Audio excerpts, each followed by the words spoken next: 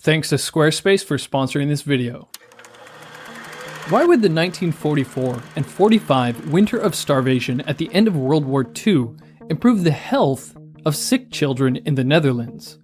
For Dutch pediatrician Dr. William Dika, this actually made plenty of sense. Dr. Dika had been pursuing a way to treat Guy-Herter's disease, a disease that damages the intestine, leading to serious complications, and a lack of treatment usually meant death. During the winter of starvation, normal food like bread became very scarce.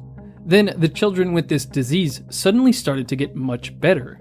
Later, when Swedish relief efforts made bread available again, the children's health got worse.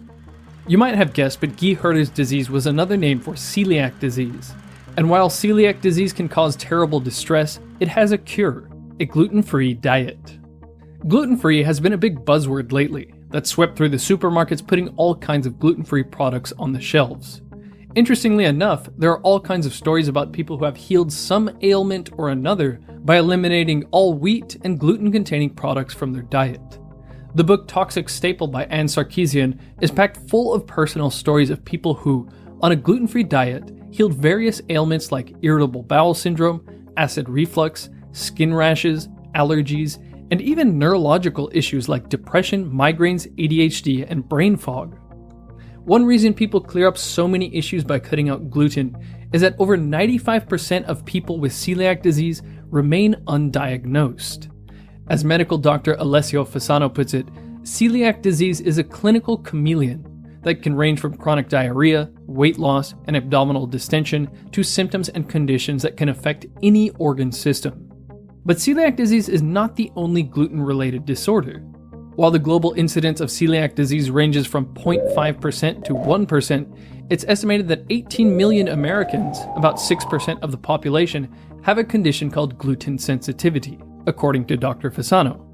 Dr. Kenneth Fine of Interolab, a testing laboratory for non-celiac gluten sensitivity, asserts that the number of people with this disorder could be as high as 30 to 40%. While in Croatia in the summer of 2010, tennis player Novak Djokovic was having a consultation with Dr. Igor Setojevic. The doctor quickly confirmed that Djokovic's left arm was noticeably weaker than his right. Actually, Dr. Setojevic was curious about Djokovic's health back when he was watching the Australian Open and saw that Djokovic was having trouble breathing during a match. He apparently had also vomited violently during a toilet break. Dr. Setojevic explained to Djokovic that he was likely sensitive to gluten. Looking back, this revelation explained to Djokovic why he had collapsed from exhaustion during several matches. Even though he wasn't diagnosed with celiac disease, Djokovic started a gluten-free diet and drastically improved his health very quickly. You might be thinking, okay, so what if I'm not gluten sensitive or celiac? Is there any point to specifically removing wheat and gluten from my diet? Well, high carbohydrate foods like grains in general spike your blood sugar, leading to various problems with weight and insulin resistance.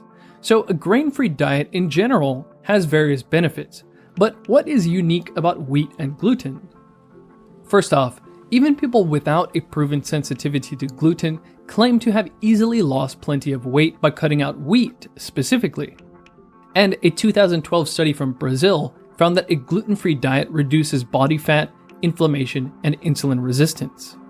In the study, they gave two different groups of mice free access to food and water. The diets were exactly the same, except one group's diet contained 4.5% wheat gluten. The mice with the gluten gained more body weight and much more fat. Specifically, the mice eating the gluten had higher fasting insulin and glucose, and had much more fat in the muscle and liver. This points the finger at gluten as an exacerbator of insulin resistance, diabetes, and fatty liver. Actually, when I was doing research for my previous video on why the obesity rate in Japan is only 3.5% compared to America's 30%, I noticed there's a big difference in wheat consumption between the two countries. Rice and wheat combined, people ate 112.5 kilograms of these two grains in America in the year 2017. But they ate 117 kilograms in Japan. So Japanese people are actually eating more of these two grains combined, but they're eating almost half as much wheat as Americans. This drastic difference in wheat consumption could be a big factor in the drastic difference in obesity rates in these two countries. However, there's more than just weight gain happening when you consume gluten. Wheat gluten is actually a combination of two proteins called gliadin and glutenin. The thing about gluten is that although many people can eat it without any obvious problems, no one is able to completely digest it.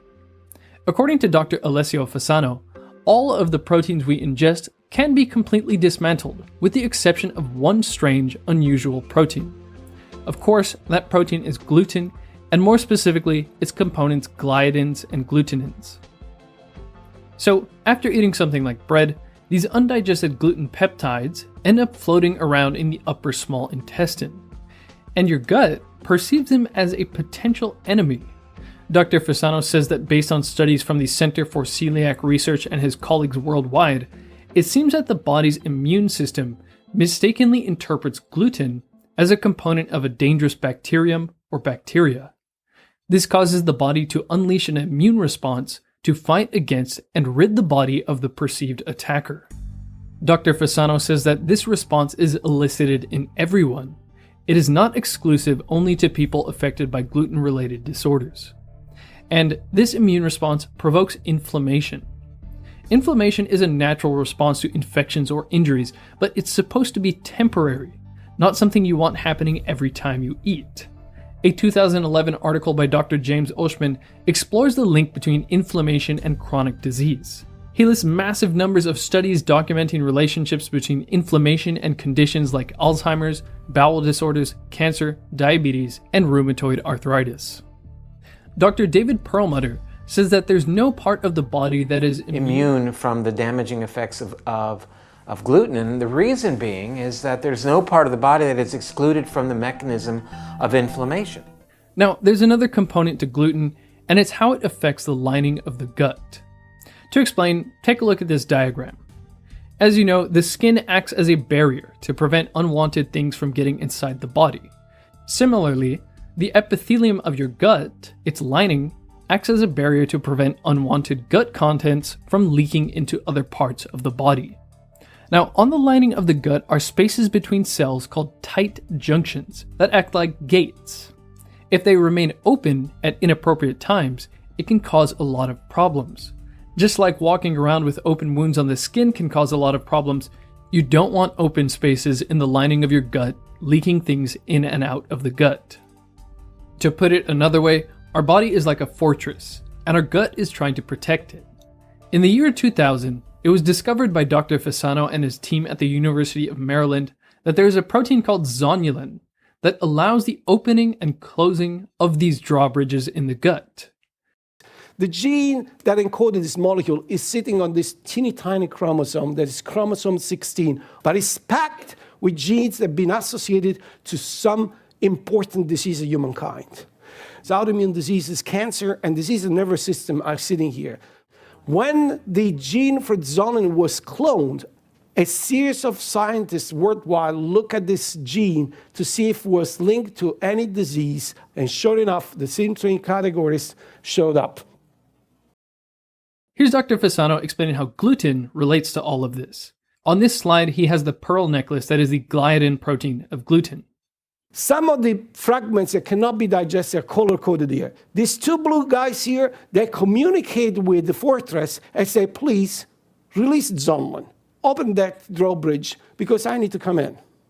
So, gliadin uses zonulin, the key to the drawbridge, to allow gliadin peptides to leak through the gut and get into the bloodstream and then get where they don't belong and cause problems. This is purported to allow macromolecules to leak from the bowel and increase inflammation and the risk of autoimmune diseases. So the human body isn't properly equipped to deal with eating massive amounts of gluten in general, and it seems to be taking its toll on more and more people. Celiac disease is on the rise, increasing fourfold over the past 50 years. And it was found that in a group of 3,000 people, celiac disease was doubling every 15 years. Some of these people, after being able to eat gluten without any complaint for 70 years, suddenly developed celiac disease. So what's going on here? First of all, we're consuming way more wheat products and gluten nowadays.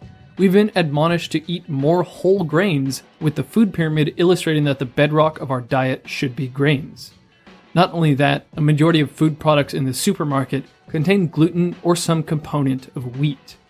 Gluten has useful properties for making all kinds of foods, and it's a good stabilizing agent, so it's found itself in many other products like ketchup, soy sauce, cold cuts, and even lipstick. Secondly, wheat has changed quite a bit over time. Wheat was pretty much the same for the past 10,000 years or so that we have been eating it, until the second half of the 20th century when hybridization techniques transformed the grain. In fact, this study found that compared to ancient strains of wheat, modern wheat expresses a higher quantity of genes for gluten proteins that are associated with celiac disease. Another culprit is the modern preparation methods of wheat. It used to be that making bread required a long fermentation process that required a couple of days. Now, you can go from flour to loaf of bread in 2 hours. In any case, it appears that most anyone could benefit in some way from eating less wheat and gluten. Depending on who you are, you can obviously tolerate more or less. Celiacs and gluten-sensitive people obviously have to be very careful with their diet. In other people, constant consumption of wheat can slowly chip away at their health with persistent inflammation. And other people can seemingly eat all the bread that they want and not have any problems. At least, no obvious problems. At the very least, if you have some ever-present stomach issues or other chronic issues like brain fog, fatigue, or skin conditions, it's worth trying a gluten-free or grain-free diet for a couple of weeks. Worst case scenario is you lose a couple pounds in the process. One last thing I should add is that just because something is gluten-free does not mean it's healthier. Gluten-free products often add more sugar, more refined unhealthy fats, and other questionable substitutes to make up for the palatability lost from taking the gluten out. Unless you're celiac or gluten sensitive, going from processed food to gluten-free processed food is hardly an improvement in health. This video was brought to you by Squarespace. If you want to make a professional grade website, whether it's an online store or a page for your art, it can't be easier with Squarespace. They provide an all-in-one platform with beautiful designer templates to choose from, and it all comes with award-winning 24-hour customer service. Domain setup is really easy, and you can even transfer in your third-party domains. There's no upgrades, nothing to install, and no patches ever. You can start your free trial at squarespace.com, and when you're ready to launch, go to squarespace.com/WIL to save 10% off your first purchase of a website or domain.